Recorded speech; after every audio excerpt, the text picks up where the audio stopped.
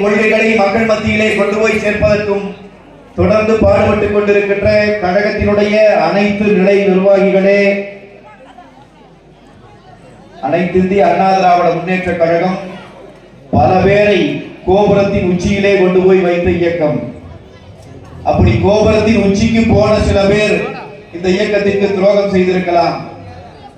ஆனால் எந்த பொறுப்பு இருந்தாலும் இல்லாவிட்டாலும், எந்த பதவியிலே இருந்தாலும் இல்லாவிட்டாலும், என்றென்றும் அனைத்து இந்திய அண்ணா திராவிட முன்னேற்ற கழகத்திற்கும், புரட்சி தலைவருக்கும், புரட்சி தலைவி அம்மா அவர்களுக்கும், புரட்சி தமிழர் எடப்பாடியார் அவர்களுக்கும் உண்மையான விசுவாசிகளாக தொடர்ந்து கொண்டிருக்கிற கழகத்தினுடைய ஆணி வேர் கழக தொண்டர்கள் அனைவருக்கும் என்னுடைய வணக்கத்தை தெரிவித்துக் கொள்கிறேன். இந்த கூட்டம் இன்றைக்கு புரட்சி தலைவர் எம்ஜிஆர் அவர்களினுடைய 108வது பிறந்த நாள் விழாவை நாம் கொண்டாடி கொண்டிருக்கின்றோம். அன்பான பெரியவர்கள், தாய்மார்கள், நீங்கள் இவ்வளவு பேர் இருக்கிறீர்கள்.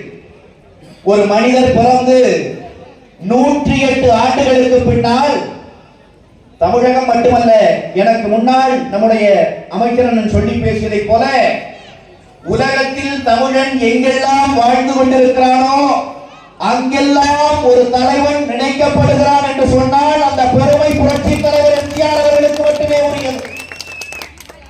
நீங்கள் நினைத்து பாருங்கள், நம் வீட்டிலே நம்முடைய முன்னோர்கள், நம்முடைய அப்பா, நம்முடைய தாத்தா, நம்முடைய பாட்டி அவங்க மறைஞ்சிட்டாங்கன்னா அவங்களுடைய படத்தை வைப்போம். எவ்வளவு நாள் வைத்திருப்போம்? அதிகபட்சம் போனால் ஒரு 30 ஆண்டு காலம் வைத்திருப்போம். அவர்களை நினைத்து பாராட்டுவோம், அவர்களை கும்பிடுவோம், வணங்குவோம், எல்லாம் நடக்கும். அடுத்து வயதாகிவிடும், அப்பா வந்து விடுவார், அவர் மறைந்து விட்டார், அவருடைய படம் மேலே ஏறிவிடும், தாத்தாவின் படம் வெளியே போய்விடும். பேரனுக்கு தாத்தாவை பற்றி தெரியாது. நம்முடைய அப்பா, நம்முடைய தாத்தா, நம்முடைய வழி வந்த நாம் யார் வழி வந்தோமோ அவர்களையே அதிகபட்சம் 30 ஆண்டுகள் தான் நினைவிலே வைத்துக் கொள்ள முடியும். ஆனால் ஒரு தலைவனை 108 ஆண்டுகள் கழித்தும் மக்கள் நினைக்கிறார்கள், கொண்டாடுகிறார்கள், போற்றுகிறார்கள் என்று சொன்னால் எப்பேற்பட்ட வாழ்க்கையை அவர் வாழ்ந்திருக்கிறார். நான் உங்களுக்கு சொல்லுகிறேன் நன்றி சொந்தங்களே, புரட்சி தலைவர் உலகம் முழுவதும் கொண்டாடப்படுகிறார். சில தலைவர்களுக்கு வெளிப்படையாக சொன்னால், கருணாநிதி போன்ற தலைவர்களுக்கு சென்னையை தாண்டினால் எவனுக்கும் தெரியாது. தமிழ்நாட்டை தாண்டி போனால் கருணாநிதி குறித்து யாருக்கும் தெரியாது. ஆனால் நான் உங்களுக்கு சொல்லுகிறேன், இறைவன் தந்த வரத்தால் 33 நாடுகளுக்கு பயணிக்கிற வாய்ப்பை பெற்றவன் நான். பல நாடுகளுக்கும் பயணித்த நேரங்களிலே தமிழர்களினுடைய வீடுகளிலே தங்கி இருக்கிறேன். புலம்பெயர்ந்து சென்ற ஈழ தமிழர்களினுடைய வீடுகளில் தமிழ்நாட்டை சேர்ந்த ஒரு தலைவனின் படம் இருக்கிறது என்று சொன்னால் அந்த பெருமைக்குரிய ஒரே தலைவன் புரட்சி தலைவர் எம்ஜிஆர் மட்டும்தான். உலகம் முழுவதும் தமிழர்கள் கொண்டாடுகிறார்கள். ஏன் புரட்சி தலைவருக்கு இப்படி ஒரு பெருமை? வேறு எந்த தலைவருக்கும் வாய்க்காத பெருமை. நான் உங்களுக்கு சொல்லுகிறேன், தீய சக்தி திமுகவை வேரோடும் பேரணி மண்ணோடும் கலைந்தெறிய வேண்டும் என்பதற்காக கழகம் கண்ட புரட்சி தலைவர் இன்றைக்கும் மக்களால் மறந்துவிட முடியாத சத்துணவு திட்டத்தை கொண்டு வந்து தந்த சாதனை திருமகன். சத்துணவு திட்டம்னா என்ன? அம்மா இத்தனை பேர் இருக்கிறீங்க. புரட்சி தலைவர் எம்ஜிஆர் அவர்கள் ஆட்சி அமைத்த போது வீட்டிலே சாப்பிடுவதற்கு சாப்பாடு இருக்காது. அரிசியை பார்ப்பது அரிது என்கிற நிலையிலே ஏழைகள் வாழ்ந்த ஒரு காலம். அந்த காலத்துல பள்ளிக்கூடத்துல படிக்கிறதுக்கு பிள்ளைகளை கொண்டு வர வேண்டும், பிள்ளைகள் வந்து படிக்க வேண்டும், படித்தால்தான் அவனுடைய அடுத்த தலைமுறையை அவன் நல்லபடியா வாழ வைக்க முடியும். சோறே இல்லாத பிள்ளைக்கு காலையில சாப்பிடாம வர்ற குழந்தை மதியம் சாப்பிட முடியாத குழந்தை படிக்கணும்னு எதிர்பார்க்கிறது எவ்வளவு பெரிய குற்றம். படிக்க முடியுமா என்றால் அந்த குழந்தை படிக்க வேண்டும் என்றால் முதலில் அந்த குழந்தையினுடைய வயிற்று பசியை போக்க வேண்டும் என்கிற சிந்தனை யாருக்கு வரும்? யார் ஒருவர் தான் குழந்தையாக இருக்கிற போது சாப்பிட உணவில்லாமல் பட்டினியாய் கிடந்தாரோ, யார் ஒருவர் தான் குழந்தையாக இருக்கின்ற போது தன்னுடைய தாய் குழந்தைக்கு உணவூட்ட முடியாமல் தவிப்பதை பார்த்தாரோ அந்த தலைவருக்கு அந்த சிந்தனை வரும். அப்படியான சிந்தனை புரட்சி தலைவர் எம்ஜிஆருக்கு வந்தது. சத்துணவு திட்டத்தை கொண்டு வந்தார். மதிய நேரம் நம்முடைய பிள்ளைகள் பசியாரட்டும், படிக்கட்டும் என்று சொன்னார். நான் உங்களுக்கு சொல்லுகிறேன், அந்த தலைமகன் கொண்டு வந்து கொடுத்த சத்துணவு திட்டத்தால் பள்ளிக்கூடத்திற்கு போன பிள்ளைகள் இன்றைக்கு உலகமெங்கும் உலகம் போற்றுகின்ற விஞ்ஞானிகளாக, பொறியாளர்களாக, மருத்துவர்களாக இன்றைக்கு உலகம் முழுவதும் போயிருக்கிறார்கள். அவர்கள் குடும்பம் வாழ்ந்திருக்கிறது என்றால் அதற்கான விதையை போட்ட தலைவன் புரட்சி தலைவர் எம்ஜிஆர். அவர் கண்ட இயக்கம் இந்த அனைத்து இந்திய அண்ணா திராவிட முன்னேற்ற கழகம். அதனால் நினைக்கப்படுகிறார். இன்னைக்கும் திமுக காரர்கள் பேசுகிற போது எனக்கு முன்னாடி அமைச்சர்கள் குறிப்பிட்டு பேசினாங்க. அண்ணா திமுக ஆட்சியில் எதை செய்தாலும் அவன் குறை சொல்லுவான், ஆனா அவன் ஆட்சியில் எதையும் செய்யவே மாட்டான். அதுக்கு சத்தியம் பண்ணிட்டு தான் அவன் ஆட்சி பொறுப்பையை என்றைக்கு மேற்கொள்வான். இந்த சத்துணவு திட்டத்தை புரட்சி தலைவர் கொண்டு வந்த போது கருணாநிதி என்ன சொன்னார் தெரியுமா? தமிழ்நாட்டு பிள்ளைகளை எல்லாம் தட்டேந்து வைத்து விட்டார் எம்ஜிஆர் என்றார்.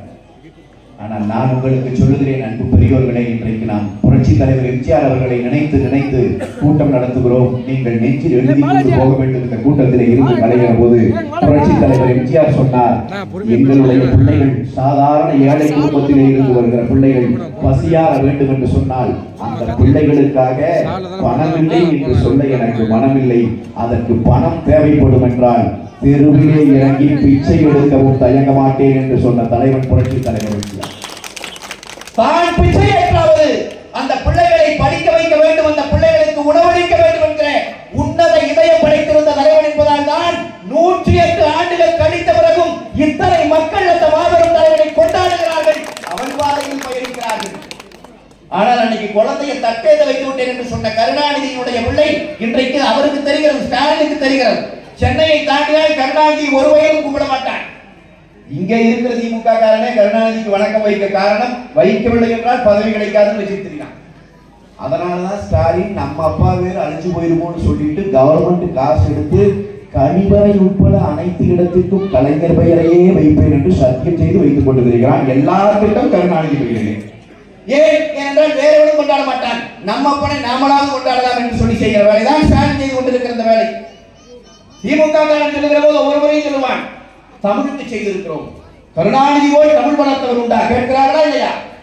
திமுக காரர்கள் வந்தார்கள் என்றால் நீங்கள் கேட்க வேண்டும். நான் உங்களுக்கு சொல்லிவிட்டு போகிறேன், கருணாநிதி தமிழ் வளர்த்தாரா? மொழிக்கு செய்தேன் கருணாநிதி சொல்றார். நான் உங்களுக்கு சொல்லுகிறேன் பெரியோர்களை, என்றைக்காவது தஞ்சாவூர் போகிற வாய்ப்பு கிடைத்தால் தஞ்சைக்கு நுழைகிற போது உலகத்திலேயே 5000 ஆண்டுகள் பாரிய வரலாற்று பெருமைக்குரிய தமிழ் மொழிக்கு ஆய்வு செய்வதற்கு ஒரே ஒரு பல்கலைக்கழகம் இருக்கிறது. அந்த ஒரு பல்கலைக்கழகம் தஞ்சை தமிழ் பல்கலைக்கழகம். அந்த கழகத்தை நிறுவியவர் புரட்சி தலைவர் அந்த எம்ஜிஆர். புரட்சி தலைவரின் ஆட்சியிலே தான் தஞ்சை தமிழ் பல்கலைக்கழகம் வந்தது. 2வது உலக தமிழ் மாநாடு, தமிழை வாழ வைப்பதற்கான மாநாடு அண்ணா கண்டார். 5வது உலக தமிழ் மாநாடு புரட்சி தலைவர். 8வது உலக தமிழ் மாநாடு புரட்சி தலைவி அம்மா அவர்கள். கருணாநிதி என்ன கண்டார்? கருணாநிதி கடைசி வரைக்கும் குடும்ப வாழ்க்கை வாழ்வது எப்படி என்கிற வழியை கண்டார். கருணாநிதி சாகர வரை சொன்னார், மொழிக்கு செய்திருக்கிறேன் என்று. நான் கூட நினைத்தேன் தமிழ் மொழிக்கு செய்திருக்கிறார் போல என்று. படித்து பார்த்தால் தான் தெரிகிறது அவர் தமிழ் மொழிக்கு செய்யவில்லை, கனிமொழிக்கு செய்திருக்கிறார். அதைத்தான் மொழிக்கு செய்தேன் என்கிறான். ஆனால் நான் சொல்லுகிறேன், அண்ணா திராவிட முன்னேற்ற கழகத்தின் தொண்டர்களே, தோழர்களே, நெஞ்சை நிமிர்த்தி நடைபோடுங்கள். இந்த மொழி காக்க, இந்த இனம் காக்க பாடுபட்ட இயக்கம் ஒன்று இருக்கிறது என்றால் அது அனைத்து இந்திய அண்ணா திராவிட முன்னேற்ற கழகம் என்கிற நம்முடைய இயக்கம், நம்முடைய தலைவர்கள் செய்தார்.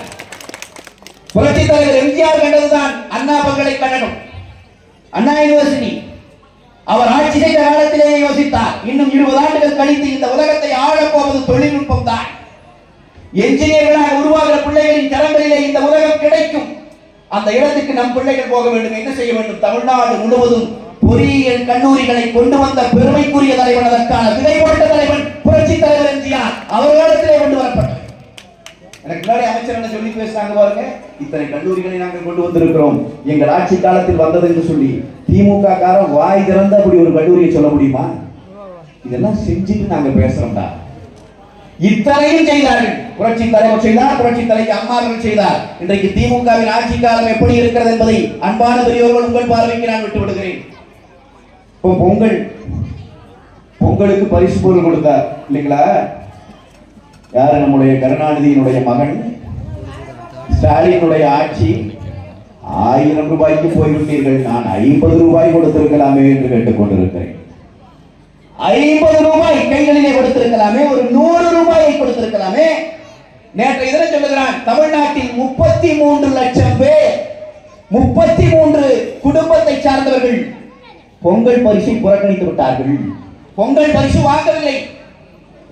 நான் என்ன சொல்றேன் தெரியுமா? கொடுத்தா தாண்டா வாங்குவாங்க. நீதான் கொடுக்கவில்லையே. புரட்சி தமிழர் எடப்பாடியார் ஆட்சி நடக்கிற போது இதே பொங்கலுக்கு 2500 ரூபாய் ஒவ்வொரு குடும்ப அட்டைக்கும் கொடுக்க வேண்டும் என்று சொன்னதோடு நிற்கவில்லை. என்ன தெரியுமா உத்தரவு போட்டார்? 2500 ரூபாய் கொடுக்கிற போது அதை கவர்ல வச்சு கொடுத்துடக்கூடாது. ஏன் தெரியுங்களா? எங்காவது ஒரு கிராமத்துல மூளையில ஒரு படிக்காத ஒரு அம்மா, ஒரு ஏழை தாய், கண் தெரியாத ஒரு அம்மா போய் நிக்கிற போது கவருக்குள்ள பணத்தை வச்சு கொடுத்தா அதுல ஒரு நோட்டை எவனாவது எடுத்துட்டு கொடுத்துட்டான்னா தெரியாம போயிருமேன்னு சொல்லி 500 ரூபாய் தாள்கள் வெளியே தெரிகிற மாதிரி 2500 ரூபாயை ஒப்படைக்க வேண்டும் என்று உத்தரவு போட்டார். தமிழ்நாடு முழுவதும் நடந்தது. இப்பொழுது கூட யாரோ ஒருவன் இந்த இருசக்கர வாகனத்தை கொண்டு வந்து சட்டை போட்டு ஒரு திமுக காரன், அதே போல திமுக காரர்கள் இந்த சத்துக்குள்ள எல்லாம் நின்று இந்த கூட்டத்தை கேட்டுக்கொண்டுதான் இருப்பான். அவர்களிடம் நான் கேட்கிறேன், அந்த 2500 ரூபாயை நீங்களும் தானே வாங்கினீர்கள்? அதிமுக காரனுக்கு மட்டுமா கொடுத்தார் எடப்பாடியார்? அத்தனை மக்களுக்கும் கொடுத்தார். திமுக காரன் முதல் வரிசையில் நின்றான், வாங்கினான். அன்றைக்கு நான் கொடுத்த போது என்ன சொன்னார்கள்? 2500 பத்தாது. யார் சொன்னார்? ஸ்டாலின் சொன்னார்.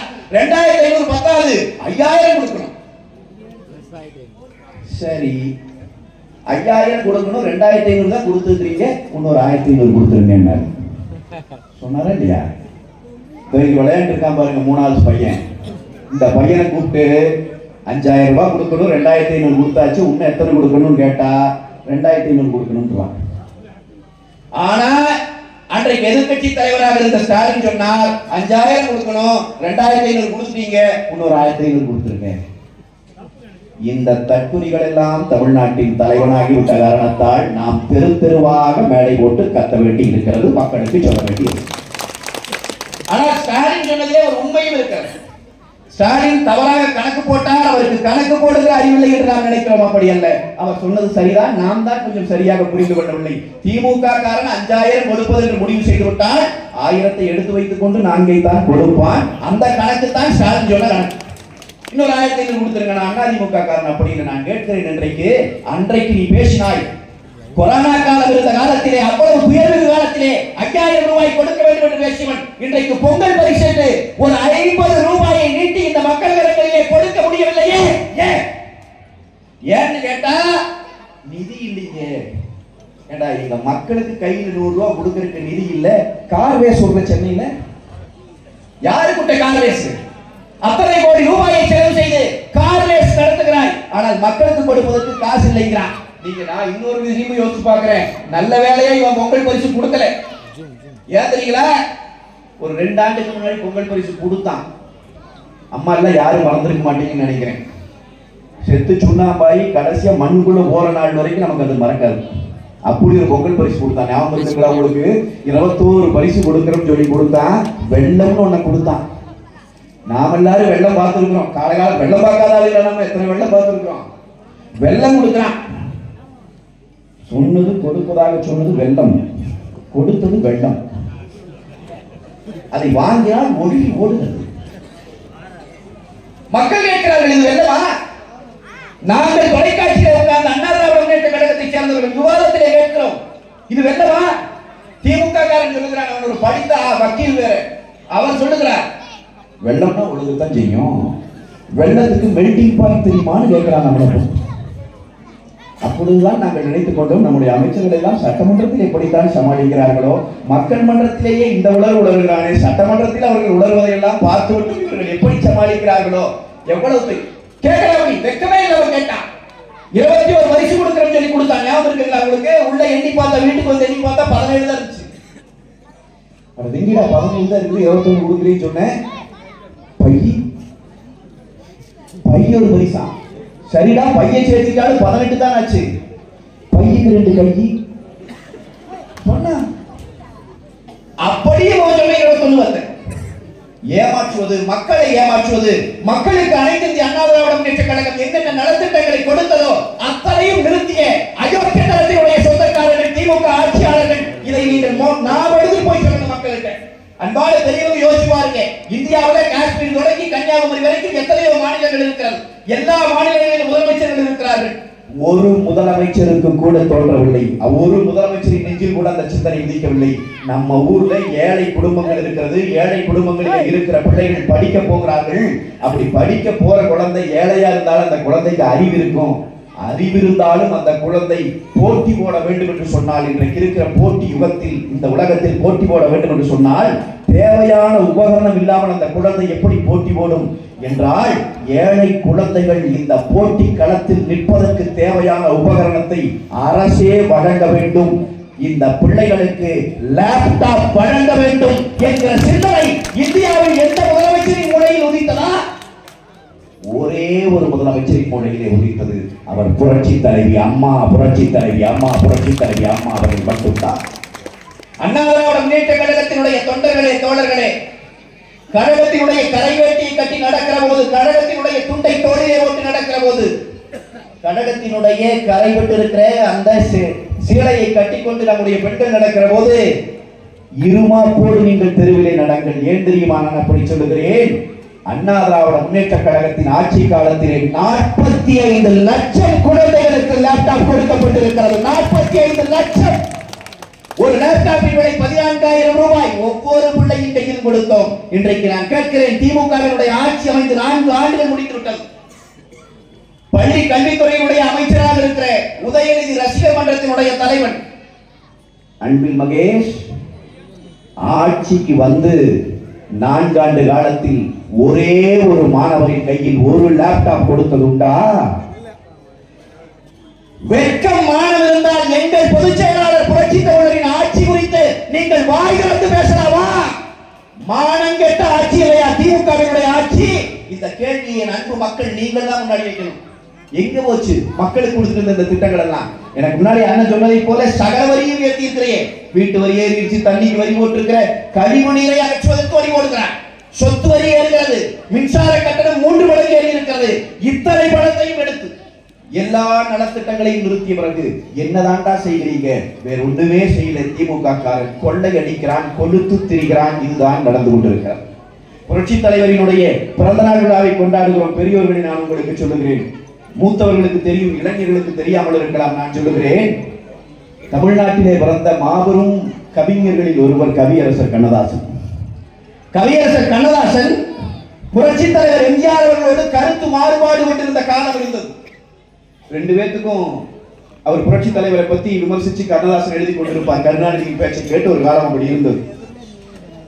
புரட்சி தலைவர் முதலமைச்சரான பிறகும் கண்ணதாசன் அவர்கள் புரட்சி தலைவர் குறித்து விமர்சித்து எழுதுகிறார், பேசுகிறார். இது நடந்து கொண்டே இருக்கிறது. இப்படியான ஒரு சூழலிலே தான் புரட்சி தலைவர் ஒரு நாள் கவியரசர் கண்ணதாசனை கூட்டி வாருங்கள் என்று சொல்லுகிறார். போகிறார்கள், தேடி போகிறார்கள். கவியரசர் அன்றைக்கு அவருடைய மகனுடைய திருமணத்திற்காக எங்கோ அழைத்து கொண்டிருக்கிறார். அன்னைக்கு அலைபேசி எல்லாம் கிடையாது, செல்போன் கிடையாது, பிடிக்க முடியல. எப்படியோ தகவலை போய் சொல்லுகிறார்கள். கவியரசர் பார்க்கிறார், புரட்சி தலைவர் அழைக்கிறாரா, முதலமைச்சர் அழைக்கிறாரா, எதற்காக அழைக்கிறார் என்று அவசரமாக அவர் வந்து சேர்கிறார். கவியரசர் வந்து புரட்சி தலைவர் எம்ஜிஆர் அவர்களை சந்திக்கிறார். பார்த்தவுடன் புரட்சி தலைவர் சொன்னாராம், கண்ணதாசன் அவர்களே, உங்களை தமிழ்நாட்டினுடைய அரசவை கவிஞராக நியமிக்கிறேன், சரி என்கிற உங்கள் ஒப்புதலை மட்டுமே எதிர்பார்க்கிறேன் என்று சொன்னவர் அரசவை கவிஞராக கவியரசர் கண்ணதாசனை உயர்த்தி காட்டினார்.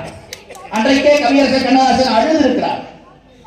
இவ்வளவு விமர்சித்து இருக்கிறேன், உங்களை இவ்வளவு மோசமாக பேசி இருக்கிறேன், எழுதி இருக்கிறேன். ஆனால் நாளை நான் இறந்து போய்விட்டால் எனக்கு அரசு மரியாதை கிடைக்கக்கூடிய இடத்தை கொண்டு வந்து நீங்கள் கொடுத்திருக்கிறீர்கள் என்று சொன்னார். கண்ணதாசன் மறைந்து போனார். மறைந்த பிறகு புரட்சி தலைவரால் கண்ணதாசனுக்கு அரசு மரியாதை கொடுக்கப்பட்டது. தன்னை விமர்சிக்கிறவர்களை எப்படி அணுக வேண்டும் என்பதற்கு ஒரு தலைவன் இப்படி வழிகாட்டி இருக்கிறான் தமிழ்நாட்டில். அந்த தலைவனை தந்த இயக்கம், அந்த தலைவன் கண்ட இயக்கம் அனைத்து இந்திய அண்ணா திமுக. இன்னைக்கு ஸ்டாலின் இருக்கிறார். நீங்க எல்லாம் ஒரு காணொளி பார்த்திருப்பீங்க, இன்னைக்கு சமூக வலைதளங்களிலே வருகிறது. ஒரு அம்மா, ஒரு வயசான அம்மா இங்க இருக்காங்க பாருங்க, அவங்க மாதிரி ஒரு 75 வயதை தாண்டி ஒரு 80 வயது நெருங்கி இருக்கிற மாதிரியான ஒரு அம்மா. ஸ்டாலினுடைய படம் ஒரு சுவற்றிலே வரையப்பட்டிருக்கிறது, பதாகை வைக்கப்பட்டிருக்கிறது. அந்த அம்மாவுக்கு என்ன கோபம்னு தெரியல. பொங்கல் பரிசு கிடைக்கலன்னு கோபமா இருக்கலாம், வீட்டுல பேரன் பேத்திக்கு லேப்டாப் கிடைக்கலன்னு கோபமா இருக்கலாம், கரண்ட் பில்லு 3 மடங்கு ஏறிடுச்சுங்கிற கோபமா இருக்கலாம், வாழவே வழி இல்லையடா உங்க ஆட்சியிலேங்கிற கோபமா இருக்கலாம். 80 வயது பெண் என்றும் கூட பாராமல் அந்த அம்மா மீது கூட ஏதோ ஒரு நாய் பாலியல் சீண்டலை நடத்தி இருக்கிறான் திமுக ஆட்சியின் காட்டி. என்ன கோபம்னு தெரியும். அந்த அம்மா என்ன செய்யுது, ஸ்டாலின் படத்தை பார்த்து செருப்பை கட்டி வீசிட்டு கண்ணை தூக்கி தூக்கி அடிக்குது ஸ்டாலின் படத்து மேல. இதையை யாரோ ஒருவர் பேருந்தில் உட்கார்ந்திருந்தவர் படமாக எடுத்து வீடியோ எடுத்து அந்த வீடியோவை சமூக வலைதளத்தில் போட்டு கொடுக்கிறார். அந்த வீடியோவை எடுத்தவர் யார் என்பது யாருக்கும் தெரியாது. அதிமுக காரன் செய்யவில்லை. எப்படி உறுதியாக சொல்கிறாய்? அதிமுக காரன் இந்த பொம்மைக்கு கல்லு வீசுகிற வேலையெல்லாம் செய்ய மாட்டான். வீசுவது என்று முடிவு செய்து விட்டால் முதலமைச்சருக்கே வீசுவான். தேவை ஏற்பட்டால் அதை செய்வான். இன்றைக்கு நாம் செய்ய வேண்டிய அவசியம் இல்லை, ஜனநாயகமாக போராடுகிறோம். ஆனால் அந்த அம்மா அப்படி வீசியதை ஒருவர் எடுத்து போடுகிறார். உடனடியாக புரட்சி தலைவரை போல தன்னை விமர்சிக்கிறவனையும் ஏற்றுக்கொள்ளுகிற மனப்பாங்குள்ள தலைவனாக இருந்தால் ஸ்டாலின் என்ன செய்திருக்க வேண்டும்? அந்த அம்மா எதனால இந்த வேலை செய்தாங்களோ அதையே நாம சரி பண்ணிக்கோண்டா, நம்ம அரச நல்ல அரச அமைச்சுக்கோண்டான்னு நினைச்சிருக்கிறோம் இல்லையா? அவன் தானே தலைவன். ஆனால் இவர் என்ன செய்தார் தெரியுமா? அந்த வீடியோவை எடுத்து போட்டவனை கைது செய்து கொண்டு போய்விட்டார். அதை பகிர்ந்த அண்ணா திராவிட முன்னேற்ற கழகத்தின் ஐடிவியை சேர்ந்த தோழர்களை கைது செய்திருக்கிறான். இதையெல்லாம் தாண்டி கல் எடுத்து வீசின 80 வயசு பாட்டியை தேடி பிடிப்பதற்கு தனிப்படை போலீஸ் போட்டுட்டான். தனிப்படை போலீஸ், லட்சக்கணக்கில் சம்பளம் வாங்குகிற போலீஸ், கையில துப்பாக்கியை வைத்திருக்கிற போலீஸ் யாரை தேடுகிறது? 80 வயது பாட்டியை தேடுகிறது. பாட்டியும் கண்டுபிடிக்கவில்லை. அதுதான் நம்ம போலீஸ். இப்ப நாம் என்ன கேட்கிறோம்? எதற்காக தேடுகிறாய்? தேடி பிடித்து என்ன செய்வாய்? காவல்துறை எதற்கு பயன்படுத்துகிறான் பார்த்தீர்களா? என் அன்பான சொந்தங்களே, காவல்துறை இன்றைக்கு காவலர்கள் திறமையானவர்கள், அதிலே மாற்று கருத்தில்லை. நம்ம கட்சி நம்ம ஆட்சி இருந்த போது திறமையாக இருந்த காவலர்கள் 4 வருஷத்துல திறமை வருமா? அப்படிலாம் கிடையாது. ஆனால் காவல்துறையை இன்றைக்கு கையிலே வைத்திருக்கிற ஸ்டாலினுடைய திறமையற்ற தன்மையால், தற்குறித்தனத்தால் தமிழ்நாடு காவல்துறை கேவலப்பட்டு நிற்கிறது. உங்களுக்கு நான் சொல்லுகிறேன், சென்னையிலே அண்ணா பல்கலைக்கழகம் என்கிற ஒரு பல்கலைக்கழகம் இருக்கிறது.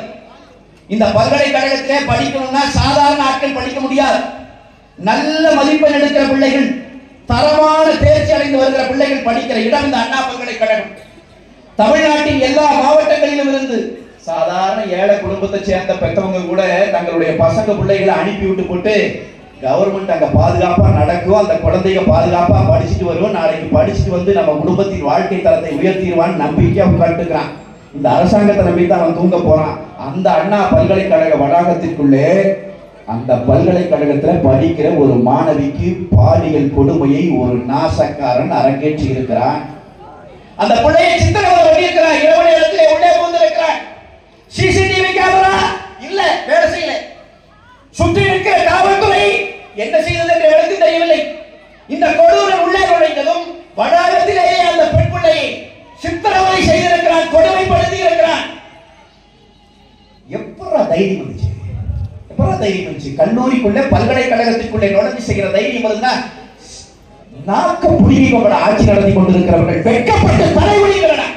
இந்த நிகழ்வு நடந்த வரைக்கும் வேட்டியை கட்டிக்கொண்டு ஸ்டாலின் தான் ஒரு ஆன்மீக ஆன்மகன் என்று வெளியே வருகிறார் என்றால் நான் வெட்கப்படுகிறேன். ஸ்டாலினால் ஆளப்படுகிற நாட்டிலே வாழ்ந்து தொலைப்பது எவ்வளவுக்கு எவ்வளவு யூனிவர்சிட்டிகளை போய் செய்யலாம். செய்தவன் அந்த பிள்ளையை சித்திரவதை செய்கிற போது அவனுடைய போனுக்கு ஒரு கால் வருது, அழைப்பு வருது. ஒருத்தன் வந்து எடுத்து பேசுறான். இவன் சொல்றான் அவன்கிட்ட, சார் அந்த பிள்ளையை தான் குடும்பம் பண்ணிட்டு இருக்கிறேன் சொல்லிட்டு அந்த பிள்ளைகிட்ட சொல்றான், நீ இந்த சார் என் கூட பேசுகிற சாரோடு நீ இருக்க வேண்டும் என்று அந்த பிள்ளையை சித்திரவதை செய்கிற திமிர் ஒரு நாய்க்கு வந்திருக்கிறது. அந்த நாயை கைது செய்து அவனோடு பேசிய அந்த போன்ல பேசிய சார் யார் என்று நாங்கள் கேட்கிறோம். எனக்கு முன்னாள் அமைச்சர் பேசினார்கள். அவர் சட்டமன்றத்திற்குள்ளே நுழைந்த போது இந்த சட்டமன்றத்திலே பார்த்திருப்பீர்கள், கருப்பு சட்டையோடு போனார். நம்முடைய சட்டமன்ற உறுப்பினர்கள் அத்தனை பேரும் புரட்சி தமிழர் எடப்பாடியார் தலைமையிலே கருப்பு சட்டையோடு போனார்கள். ஏன்? அவர்கள் கேட்ட ஒரே கேள்வி என்ன தெரியுமா? இவ்வளவு போலீஸ், இவ்வளவு ஜனநாயக நாடு, இத்தனை ஆட்சியாளர்கள், இத்தனை அரசாங்க பதவிகள் இத்தனையும் இருக்கிற போது சாதாரண வீட்டு பிள்ளைய ஒரு பிள்ளைய யூனிவர்சிட்டி வளாகத்திற்குள்ளே வைத்து ஒருத்தர் சித்திரவதை பண்ணிட்டாங்கடா. இவனுக்கு பின்புலமாக இருக்கிற அந்த அரசியல் பலம் கொண்ட சார் யார் என்பதுதான் நாம் வைக்கிற கேள்வி. யார் அந்த சார் கேட்கிறோம். முதலமைச்சர் சொல்லுகிறார், கைது செய்யப்பட்டவன் அவன் திமுக காரன் இல்லைங்க, திமுக அனுதாபிங்க. வெக்கமா இல்லையா ஸ்டாலின்? வெக்கமா இல்லையா ஸ்டாலின்?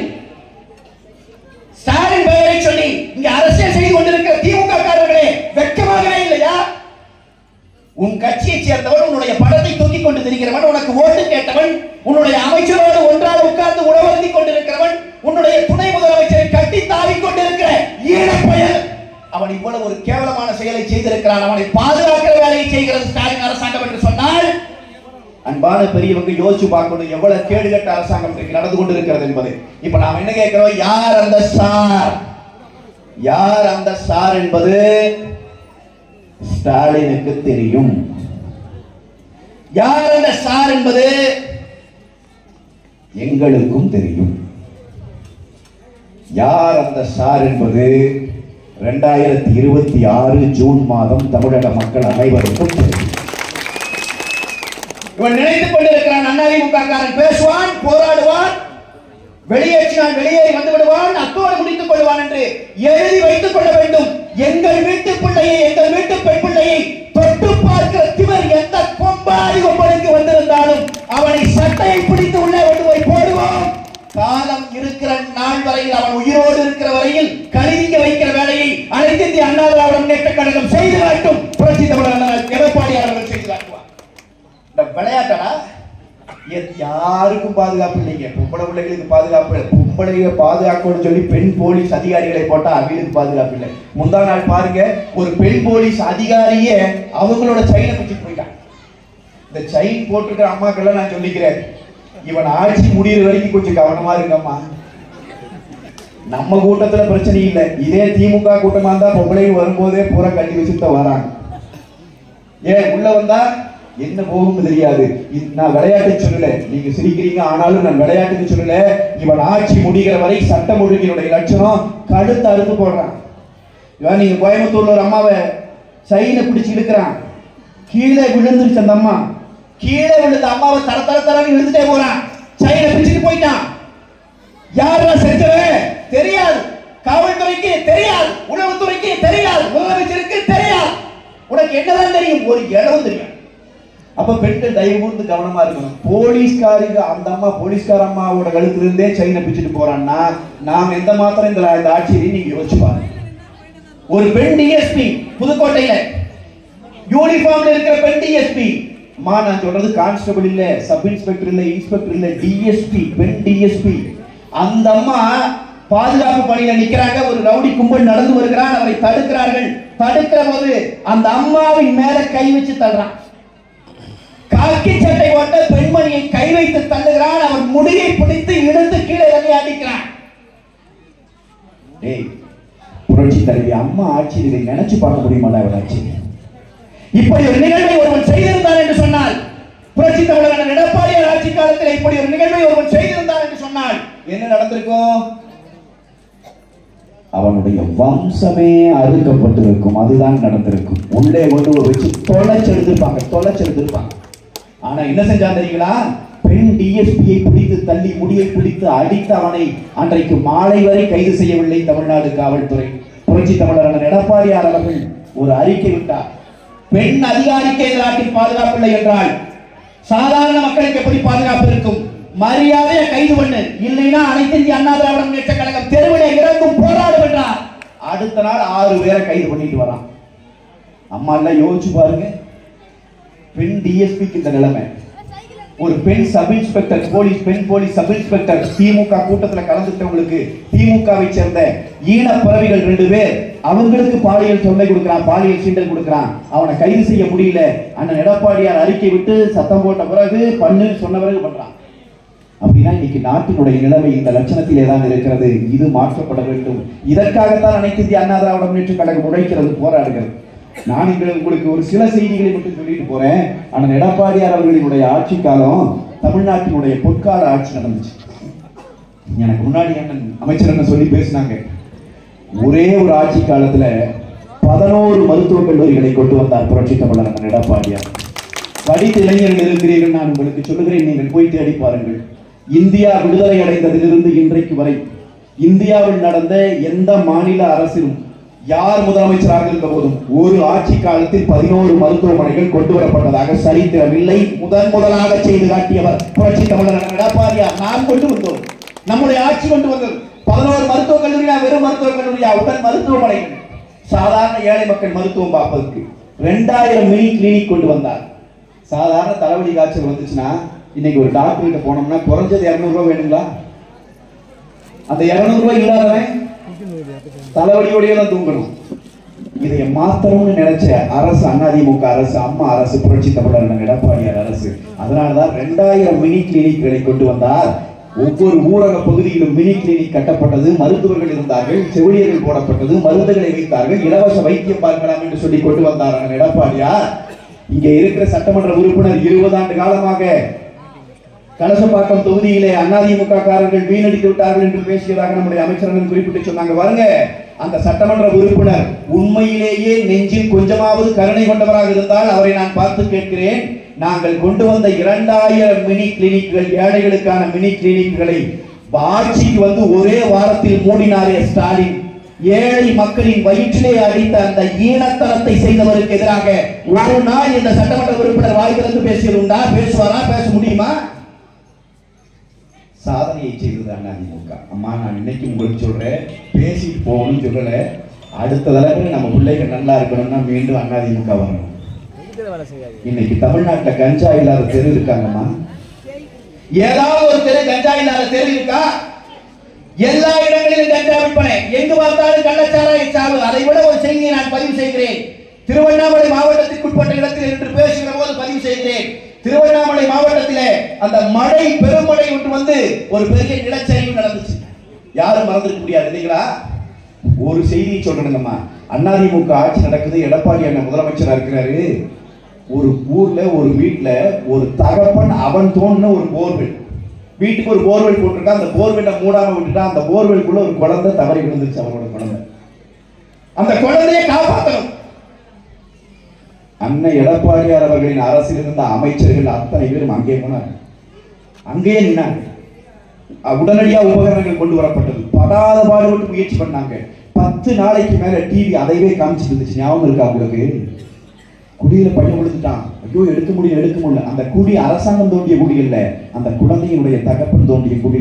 அந்த குடிக்குள்ளே அந்த பிள்ளை விழுந்த போதும் கூட அது தன் பிள்ளை என்று நினைத்து அதை எப்படியாவது காப்பாற்றி விட வேண்டும் என்று துடித்த அரசு எடப்பாடியாரினுடைய அரசு. ஆனால் நான் உங்களுக்கு சொல்லுகிறேன் அன்பு சொந்தங்களே, இதே திருவண்ணாமலையிலே நிலச்சரிவு ஏற்பட்டு வீட்டிற்குள்ளே அந்த குடும்பம் மாட்டிக்கொண்டது என்ற செய்தி வந்தது டிசம்பர் 1ஆம் தேதி இரவு. டிசம்பர் 1ஆம் தேதி இரவு அந்த குழந்தை உள்பட குடும்பத்தினர் வீட்டிற்குள்ளே மாட்டிக்கொண்டார்கள். மேலே மண் சரிந்து விட்டது. ஒரு நல்ல முதலமைச்சர், இந்த மக்களை நேசிக்கிற முதலமைச்சர் என்ன செய்திருக்க வேண்டும்?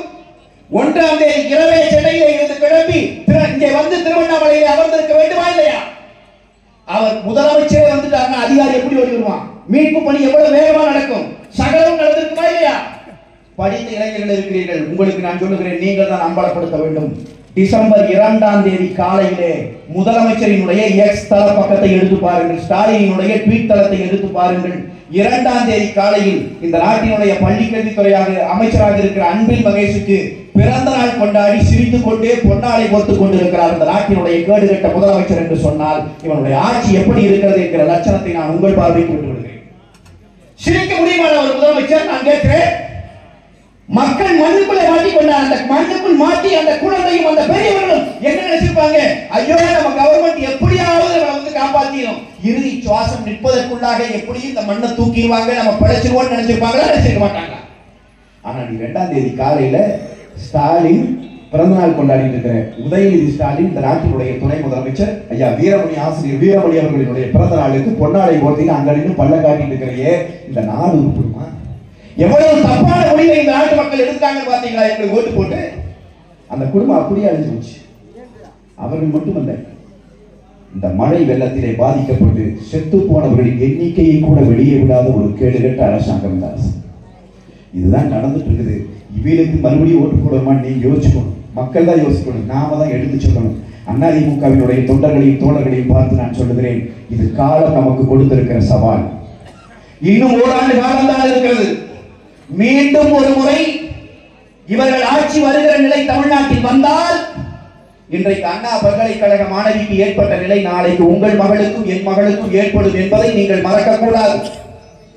இன்றைக்கு பல்லடத்திலே கழுத்தை அறுத்து போட்டுவிட்டு வீட்டிலே கொள்ளையடித்து போகிற அந்த கும்பல் நாளை நம் வீட்டிற்குள் நுழையும் என்பதை நீங்கள் மறக்கக்கூடாது. இன்றைக்கு 100 பேரை காவு வாங்குகிற கள்ளச்சாராயம் நாளை உங்கள் வீட்டிலே இருக்கிற கணவனையும் மகனையும் பழிவாங்கும் காவு வாங்கும் என்பதை நீங்கள் மறக்க கூடாது. பக்கத்து வீடுதானே பற்றி எரியட்டும் என்று நினைத்தால் நம் வீட்டு கூரையிலே பற்ற எவ்வளவு நேரமாகும்? இந்த கொடுமையானவர்களுடைய ஆட்சியை கூட்டாளி வெளியேற்றுகிற நாள்தான் தமிழ்நாட்டினுடைய உண்மையான விடுதலை கிடைக்கிற நாளாக இருக்கும். அந்த நாளை படைப்பதற்கு இன்னைக்கு இருந்து களத்தில் வேலை செய்யணும். புரட்சி தலைவரின் பிறந்த நாளை கொண்டாடிட்டு சும்மா கொண்டாடிட்டு போறதல்ல, நெஞ்சில உறுதியேற்றிட்டு போகணும். ரத்தத்துல ஏறணும் அதிமுக தொண்டனுக்கு.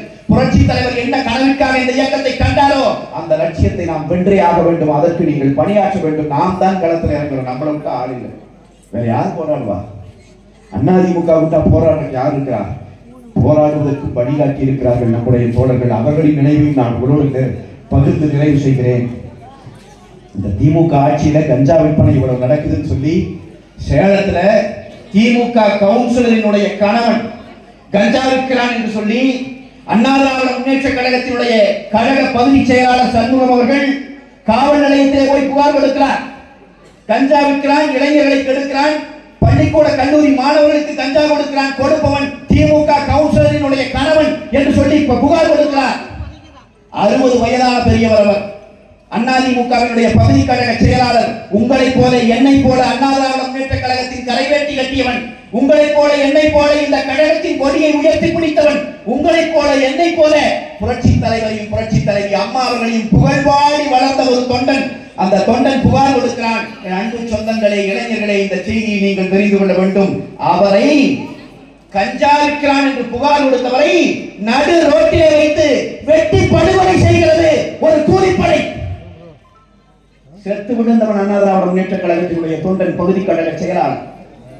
நேற்றைய தினம் புதுக்கோட்டையிலே அண்ணா திராவிட முன்னேற்ற கழகத்தினுடைய பொறுப்பாளர்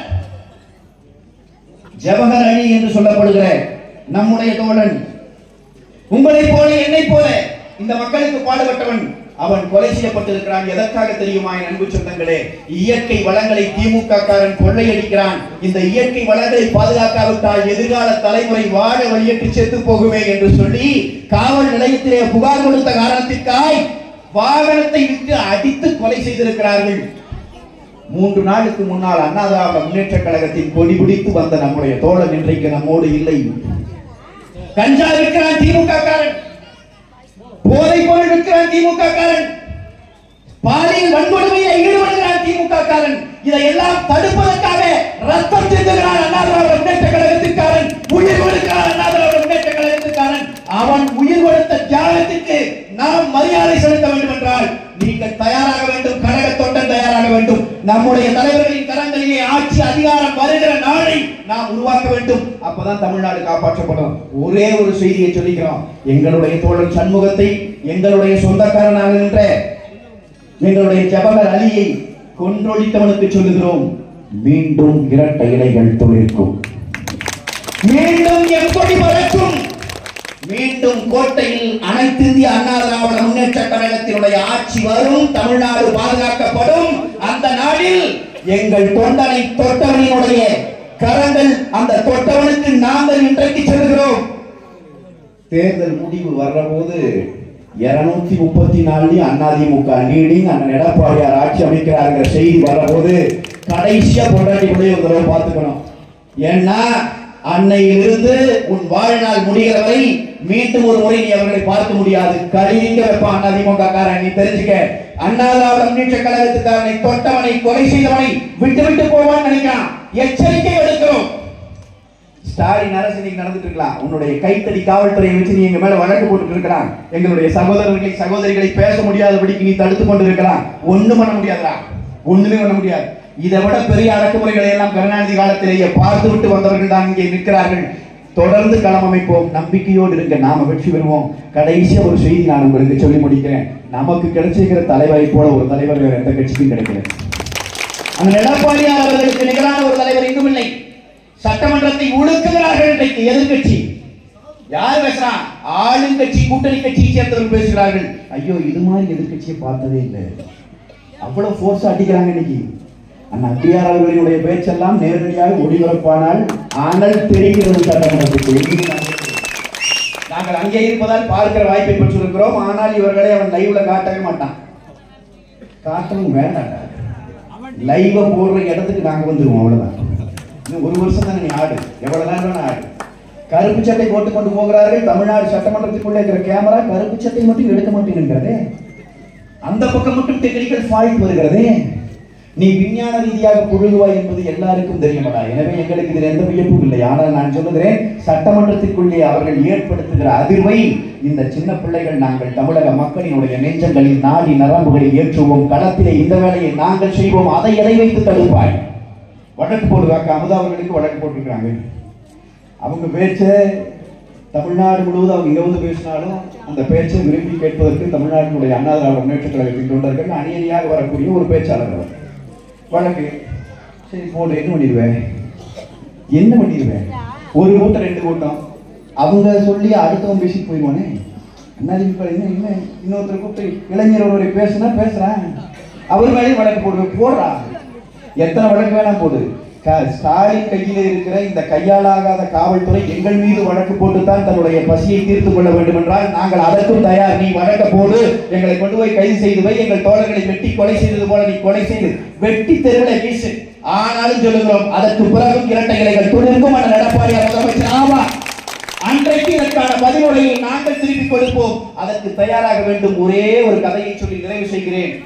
ஒரு ஊர்ல ஒரு பஞ்சாயத்துங்க. அந்த பஞ்சாயத்துக்குள்ள ஒரு போட்டி ஒன்று வைக்கிறாங்க. ஒரு முதியவர், ஒரு இளைஞர், 2 பேரையும் கூப்பிட்டு, சின்ன பையன் 2 பேரையும் கூப்பிட்டு 2 பேர் கையிலே ஆளுக்கு ஒரு செடியை கொடுக்கிறார்கள். கொடுத்து இந்த செடியை நீங்கள் 6 மாத காலம் வளர்த்தெடுக்க வேண்டும். யார் சிறப்பாக இந்த செடியை வளர்க்கிறீர்களோ அவர்களுக்கு பரிசு கொடுக்கப்படும் என்று பஞ்சாயத்து அறிவிக்கிறது. 2 பேரும் செடியை எடுத்துக்கொண்டு போகிறார்கள். அந்த சின்ன பையன் கொண்டு போய் செடியை நட்டி வச்ச உடனே அந்த செடிக்கு தண்ணி ஊற்றுகிறான், உடனே உரம் போடுகிறான், உடனே அந்த செடிக்கு தேவையானவற்றை எல்லாம் கொடுக்கிறான். பல செடியை பார்த்துக்கிறான். தினமும் செடியை கழுவி விடுறான். செடி வளருது. இந்த பெரியவர் செடி எடுத்து போனாரு. அவர் பாட்டு கொண்டு போனாரு, வச்சாரு, வந்துட்டாரு. அது பக்கம் அந்த பக்கமே போகல. 6 மாத காலம் கழிகிறது. பஞ்சாயத்து எல்லாம் கூடுது, வர்றாங்க. இப்ப 2 பேரும், பையன் சின்ன பையன் நிக்கிறான், பெரியவரும் நிக்கிறாங்க செடி பக்கத்துல. பையன் வச்சு இந்த செடி தளத்தளன்னு வளர்ந்துருக்குது. பார்த்தாலே அவ்வளவு சுத்தமா அழகா தளத்தளன்னு இருக்கு. பெரியவர் வச்ச செடி கலத்தோட நிக்குது. இப்ப ஊர் பஞ்சாயத்து பார்த்து சொல்லிச்சு, பெரியவர் சரியா வளர்க்கல, பையன் தான் சரியா வளர்த்துருக்கான், எனவே பரிசு பையனுக்கு தான். பரிசு கொடுத்தாங்க. ஒரு 2 நாள் கழிச்சது. அந்த ஊருக்குள்ள ஒரு புயல் அடிச்சது. புயல் முடிஞ்சு பார்க்கும்போது பெரியவர் வைத்திருந்த அந்த செடி மரமான அந்த மரம் அப்படியே நினைச்சு இந்த பையன் வச்சிருந்த செடி பிடிச்சிட்டு போயிடுச்சு புயல்ல. இப்ப பையனுக்கு சந்தேகம். பெரியவர்கிட்ட வந்தான், பெரியவரே செடியை 2 பேரும் ஒன்னாத்தான் வச்சேன், ஒரே செடி, நான் இவ்வளவு பாதுகாத்தேன், உரம் போட்டேன், அதை தினமும் கழுவி விட்டேன், நல்லா வளர்த்தினேன், என்ன புயல் அடிச்ச வரைக்கும் பிடிச்சிட்டு போயிடுச்சு பெரியவரே, உங்க செடி நிற்குதுன்னு கேட்டான். பெரியவர் சொன்னார், அவர் சொன்ன செய்தியை தான் தமிழ்நாட்டு மக்கள் நெஞ்சத்திலே எழுதி கொள்ள வேண்டும். பெரியவர் என்ன சொன்னார் தெரியுமா? தம்பி, அது வேற ஒன்றும் இல்லையப்பா, நீ செடி வச்சு அதுக்கு தேவையான உரத்தை நீயே போட்ட, தண்ணியை நீயே ஊத்துன, அதுக்கு தேவையான எல்லாம் நீயே கொடுத்த, அதனால அந்த செடி மேல அழகழகா வளர்ந்துச்சே ஒழிய தனக்கு தேவையான உணவை தேடி அது வேர் விடவே இல்லை. வேறு அதுக்கு தேவையே ஏற்படல, எனவே அது வேற விடல.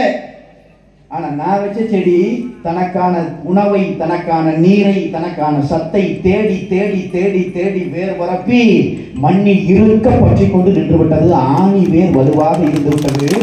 அதன் காரணத்தால் பார்ப்பதற்கு உன்னுடைய செடி அழகாக தெரியலாம், என்னுடைய செடி வலிமையாக இருக்கிறது என்று சொன்னாராம். நான் உங்களுக்கு சொல்லுகிறேன், முதலமைச்சர் வீட்டிலேயே பிறந்து, ஏசி வீட்டிலே ஏசி காரிலேயே பயணித்து, முதலமைச்சரின் மகனாகவே வளர்ந்து, அப்பனுக்கு பிறகு கட்சியை பெற்றுக் கொண்டு டோப்பாவெல்லாம் வைத்துக் கொண்டால் செடி தளன்னு அழகாத்தான் இருக்கும்.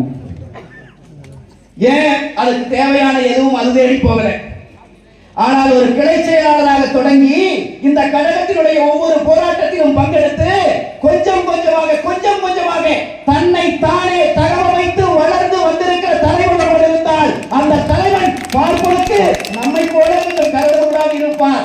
ஆனா ஆணி வேர் அடுத்தமா இருக்கிற தமிழ்நாட்டு நிலத்துல ஒரு சின்ன புயல் அடித்தாலும் ஸ்டாலின் காணாமல் போவார். எங்கள் புரட்சி தமிழர் அண்ணன் எடப்பாடியார் இந்த மண்காத்து நிற்பார்.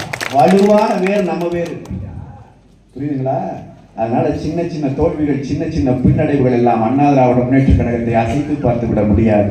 தோளிலே துண்டை போட்டுக்கொண்டு கரை வேட்டி கட்டிக்கொண்டு அண்ணா திராவிட முன்னேற்ற கழகத்தின் தொண்டன் களமிறங்கி விட்டான் என்று சொன்னால் பிறகு நடப்பதெல்லாம் வான வேடிக்கை தான். தமிழ்நாட்டு அரசியலிலே மாற்றம் தான். இதைத்தான் கடந்த 50 ஆண்டுகால அரசியல் உணர்த்தி இருக்கிறது. அதை மீண்டும் நிரூபிப்பதற்கான காலம் வந்திருக்கிறது.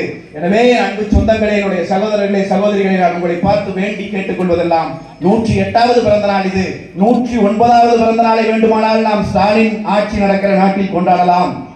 110வது பிறந்த நாள் தமிழ்நாட்டில் புரட்சி தலைவர் பிறந்த நாள் கொண்டாடப்படுகிற போது அண்ணன் அக்ரியார் அவர்களிடம் நான் இப்பொழுதே என்னுடைய கோரிக்கையை வைத்து விடுகிறேன். அன்றைக்கும் அண்ணன் மனம் வந்து என்னை அழைக்க வேண்டும். இங்கே கூட்டம் நடைபெறுவதற்கு வெற்றி விழா கூட்டத்திலே மீண்டும் நாம் பேசுவோம். புரட்சி தலைவரின் 110வது பிறந்த நாள் விழா தொடங்கி இன்னும் 1000 ஆண்டுகள் விழாவை கொண்டாடுகிற இடத்தில், ஆட்சி செய்கிற இடத்தில் அனைத்து இந்திய அண்ணா திராவிட முன்னேற்ற கழகத்தை கொண்டு போய் நிறுத்துகிற மாபெரும் வெற்றியை சமைப்பதற்கு தயாராகுங்கள். நெஞ்சிலே ஏந்துங்கள். புரட்சி தலைவரினுடைய நினைவாக இன்றைக்கு நீங்கள் எடுத்துக்கொள்ள வேண்டிய உறுதிமொழி, வருகிற ஓராண்டு காலத்தில் ஸ்டாலின் அரசாங்கத்தினுடைய முகத்தரையை மக்கள் மன்றத்திலே கழிக்க வேண்டும். புரட்சி தமிழர் எடப்பாடியார் அவர்களுடைய தோள்களை வலிமைப்படுத்த வேண்டும். நம்முடைய தலைமை என்ன முடிவெடுக்கிறதோ அந்த முடிவை நோக்கி தமிழ்நாட்டை திசை திருப்புகிற வேலையை நாம் செய்ய வேண்டும். அதற்கு உறுதியேற்க வேண்டும் என்று கேட்டு இந்த நல்ல வாய்ப்பினை வழங்கிய அனைத்து சொந்தங்களுக்கும் நன்றி கூறி நிறைவு செய்கிறேன். செய்திகளை உடனுக்குடன் தெரிந்து கொள்ள நமது அம்மா இணையதள தொலைக்காட்சியை சப்ஸ்கிரைப் செய்து அருகில் உள்ள பெல் ஐகான்